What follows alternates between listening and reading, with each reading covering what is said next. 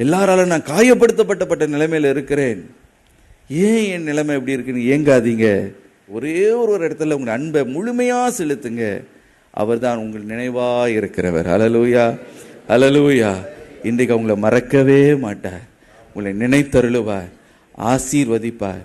அந்த எளிமையாக இருந்த அந்த தாவீதை அழைத்து ஒரு பெரிய ராஜாவாய் மாற்றினது போல உன்னுடைய வாழ்க்கையை முற்றிலும் மாற்றி அமைக்க அவர் வல்லமை உள்ளவர். இன்றைக்கு கர்த்தர் உன்னை பார்த்து சொல்லுகிறார், மற்றவங்க மறக்கலாம், தாயும் தகப்பனும் உன்னை மறந்தாலும் நான் உன்னை மறப்பதில்லை. இப்படி நம் நினைவாகவே இருக்கிற ஒரு இறைவனை நம்ம மறந்து போகலாமா? கொஞ்சம் யோசித்து பாருங்க. மனுஷங்க நம்மளை மறந்து போகலாம், நம் நினைவாகவே நம்மளையே நினைத்து கொண்டு இருக்கிறதுக்கு ஒருவர் இருக்கிறாரே, அவரை நீங்க என்ன பண்ணணும் தெரியுமா? கண்ணீரால் அவருடைய பாதத்தை நம்ம நினைக்கணும். அந்த பாதம் உங்களுக்கு போதும்.